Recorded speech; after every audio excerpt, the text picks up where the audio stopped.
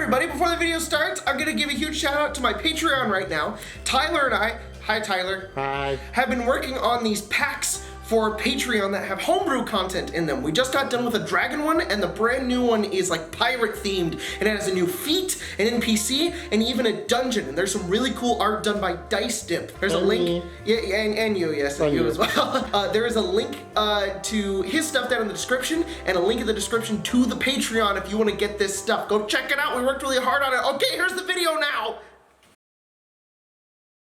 Are you confused? So am I. This is a video I made a while ago and I don't think I really did it properly. After some experience playing Warlock along with the new content for the class, figured I'd redo it. So here we go. Here's how to play Warlock. Again.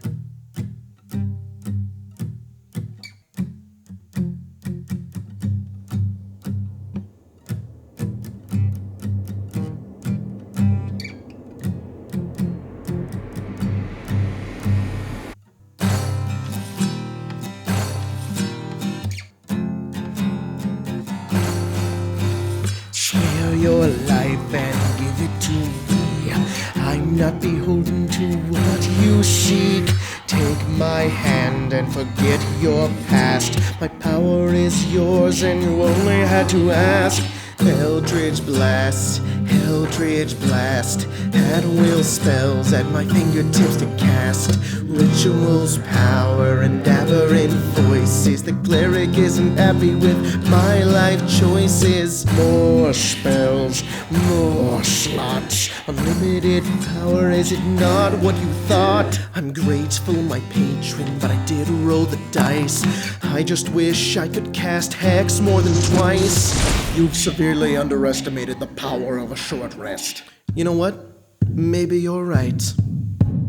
Eldritch Blast, Eldritch Blast. At will spells at my fingertips to cast. Rituals, power, and aberrant voices. The cleric isn't happy with my life choices.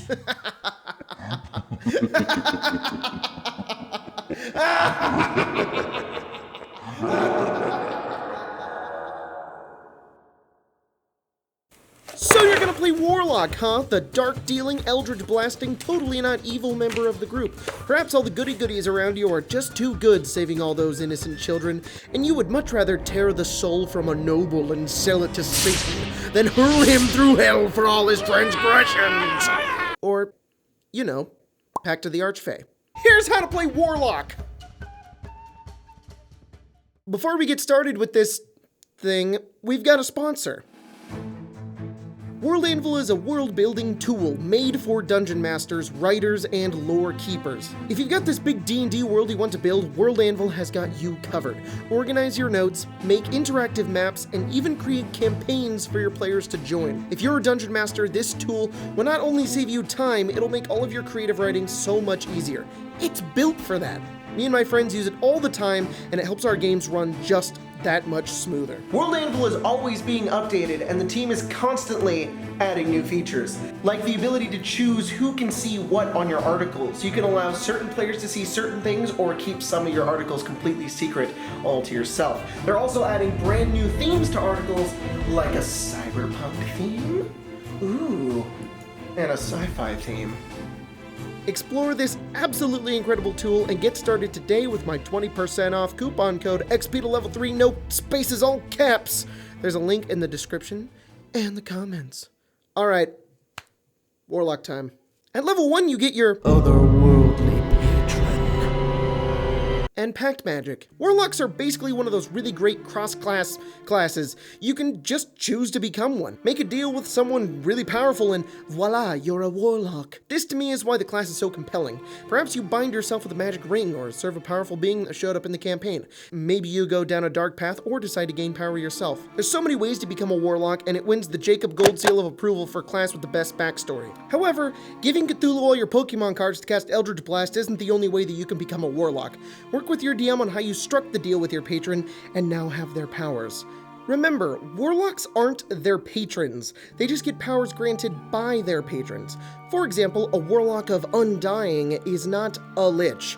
They just get lich-like powers. A Warlock of the Fiend isn't a devil, they just get devil-like powers, and so on. Anyways, let's go over what powerful beings you can make pacts with. We've got Feylock, Heellock, Fiendlock, Gullock, Hexlock, and Warlich. The Archfey.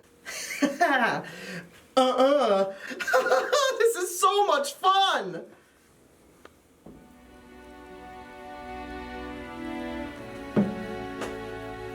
Fuck you! You're a loser. I know.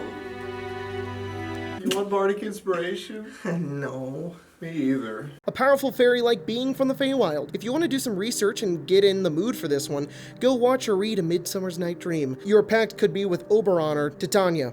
Maybe even a powerful hag. Or Tingle. But any kind of Fey will give you the abilities to put people to sleep, fuck with their emotions, or disappear in a puff of mist. These warlocks are tricksters and radiate that chaotic good energy. They are the personified middle finger. The Celestial. Okay. So don't worry, guys. I can heal. I'm a celestial warlock. Yeah, but the power of my oath gave me the ability to heal. So obviously, I'm the one who can heal. I can. Wait, guys. What? I'm the cleric here. That's my job. Pick a cleric. I gave you an alchemist who brews potions for you every day. But that's all not- have that's- the that's- same I'm also an ASMR. We can all live forever. I picked cleric. You don't need to. This is a one-shot. Your pact is with that of an angel, Ki-Rin, or Coatl. We need more Celestials in D&D. You're a Cleric Light and can cast healing spells. I love that you can play a more supportive Warlock because of Xanathar's Guide. You beautiful, beautiful book. This can also lead to some interesting roleplay moments in the future about what your purpose is to have a pact with a Celestial. Do you have a goal? Did you save the Celestial? Perhaps you're some sort of prophet, but don't fit all the guidelines of a certain god, but a renegade angel granted you some powers. In any case, you get resistance to radiant damage and don't die as easily. The Fiend. I'm sorry, I just can't get past it, dude. She has killed hundreds of thousands of mortals. She personally laid waste to my family, did things that I won't repeat at this table. And she salted her family's fields like 2 or 3 times. She keeps going back. I don't know, man. I think we could hear her out. She might have a compelling argument. Jacob, is your patron Zariel? What's on your forehead? Jacob. Is that her? No. Where'd you even get that? I don't. Praise Asmodeus. No. What? What was that? No, What did I you didn't say anything. Did you say something? No, I'm pretty sure I heard. I said no. That's what I said. Told said him where no. my family was, Sounded didn't a you? lot like Praise Asmodeus. What? Where'd you hear that from? I didn't say Pretty that. sure I heard it from your lips. I didn't. No. Before her. That's right, we should kill them both. Yep. You'll never take me alive. Personally, my favorite just for the flavor. I love devils, you guys, and a character having a pact with Zariel is just, ooh, my queen. The Fiend Warlocks are those who make the dastardly deal with the devil or demons and gain dark powers. Perhaps you sold your soul, or maybe you're a tiefling blessed by your ancestor. In any case, you gain fire spells and temporary hit points when you kill a creature, free D10 added to any roll once per long rest, resistance to any damage, and hurl through hell, which is exactly as the name says. What I love about this subclass is the flavor aspect. You gain resistance to damage unless you are attacked with silver or magic, which is basically how devils function. I also like to think that the Dark One's blessing is just you siphoning a portion of your victim's soul as they die. The Great Old One. I can speak to you telepathically. It was a gift given to me by the Great Old One. Very few know the secrets, and only I can speak to you in your mind. That's really cool. You know, I can do that too. What? Yeah, I'm a Kalistar. Mine can go 120 feet. How far can yours go? Your patron is an incomprehensible Lovecraftian out-of-this-world alien being. There's not gods here, just the connection between you and the unknown. Aptly named Gulocks gain the ability to speak into minds, cast psychic damaging and illusion spells, and the illusion that Entropic Ward and Thought Shield are good abilities makes me take psychic damage. Compared to nearly every other Warlock ability, I don't understand why the Gulak gets these wimpy piece of shit abilities. Let's talk about Thought Shield first. Here's how this ability works. You can't have your thoughts read by anybody unless you allow it, and you gain resistance to psychic damage, and if a creature deals psychic damage to you, you can make them take the same amount of psychic damage you do. It's resisted, so it's half, so it's not a whole lot. I guess it's kinda cool for that one entire encounter when you go up against a Mind Flayer.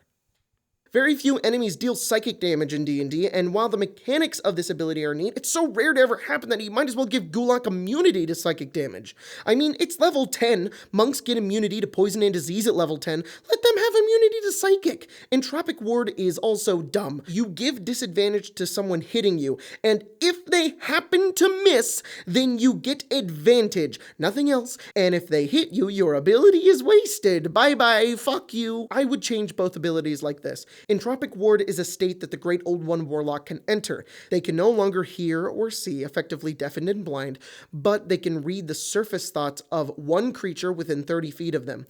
They then telegraph their thoughts to nearby allies, and everyone gets advantage on attacking that guy for as long as the Gulak holds the ward. And I would give Thought Shield everything it normally gets, except Gulak now has immunity to psychic damage. That, in my opinion, is some scary, weird shit and can make the Warlock feel a lot more fun to play.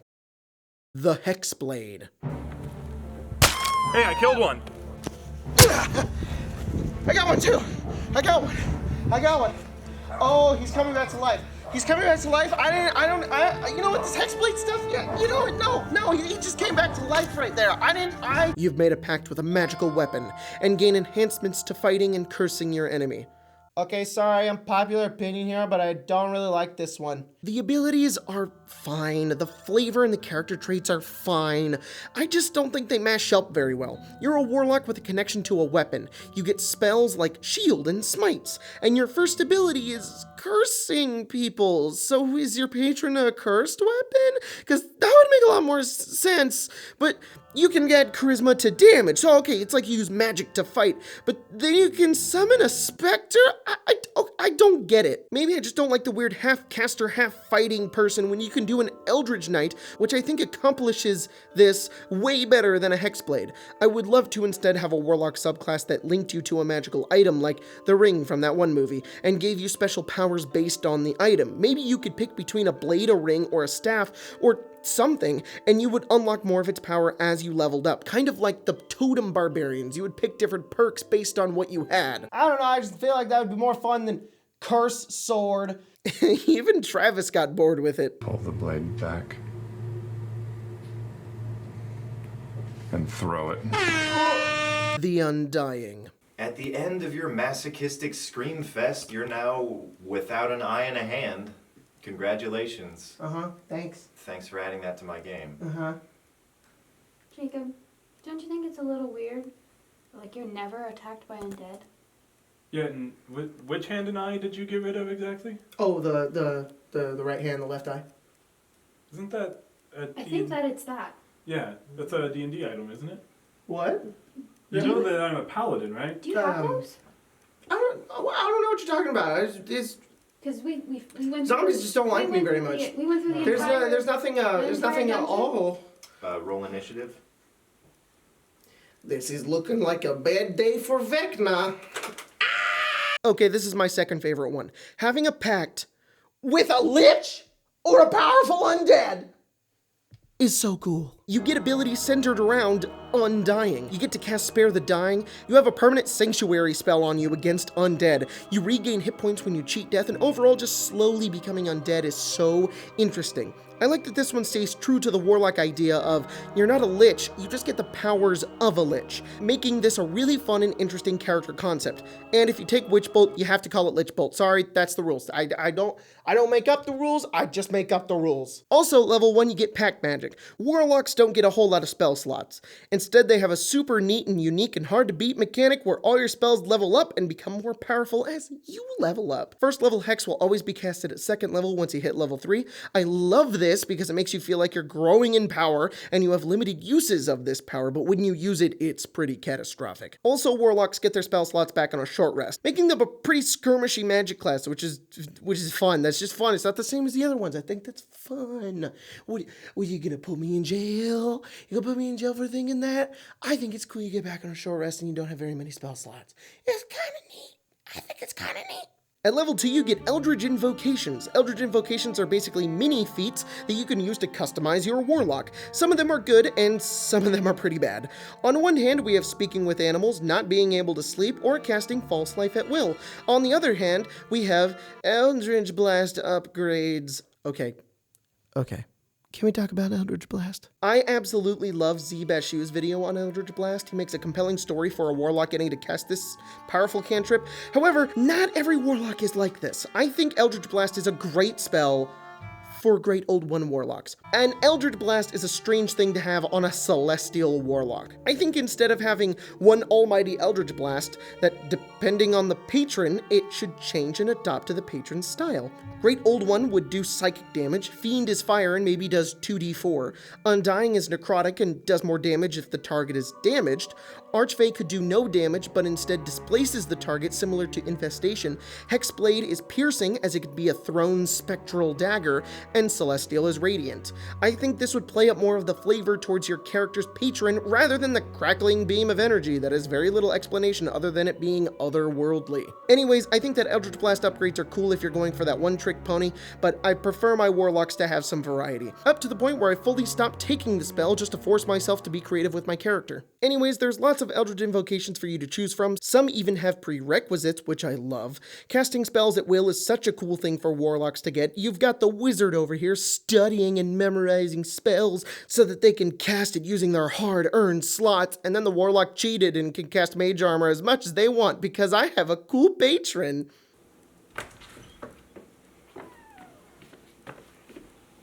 Oh, hey, you're the wizard, right? Yes. Yeah, the heck you wait. Hey, I heard you dropped out of college? Oh, yes. Yeah.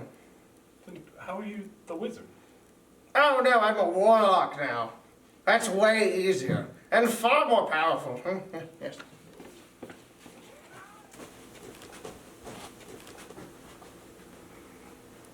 Third level, Pact Boon. Your patron grants you a gift. This gift comes in 3 packages.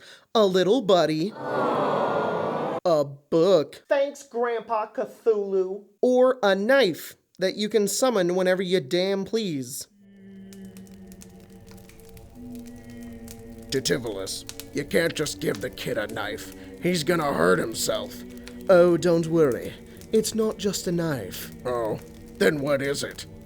It's a pact weapon. It can turn into any weapon he damn pleases. Wait, no. And he can summon it whenever he wants. You're making our pet imp and book of cantrips look really lame right now. Yeah, I wish there were more pact boons. Let's see here. 11th level. That's pretty far away from 3. You get Mystic Arcanum. Basically, Warlocks can't cast their OG spells above 5. Lame. But with Mystic Arcanum, you can choose a single spell that you can cast once per long rest. It's pretty neat because you finally get another spell slot, but you're only going to get 1 for each, so hope you enjoy your itty-bitty teeny-weeny spell list. Oh shit, no, I'm sorry. Oh god, it's a level 20 ability! The one ability that you're rewarded with for staying with a character this long, an ability that is given to only the most powerful of Warlocks! You've stuck with your patron, you've gathered all the power you can, and now you are rewarded with getting all your spell slots back only after a minute!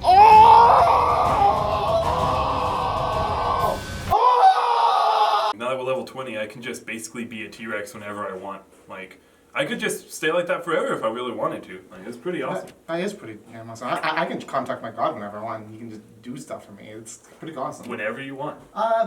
Within reason, yes, but it's automatically, the divine intervention automatically succeeds. Oh yeah, I mean, that's not bad at all. Definitely not that bad. You want to know what mine is? Sure. I can get back all of my spells after a minute. Oh my I'm so powerful! How did they let that in the game?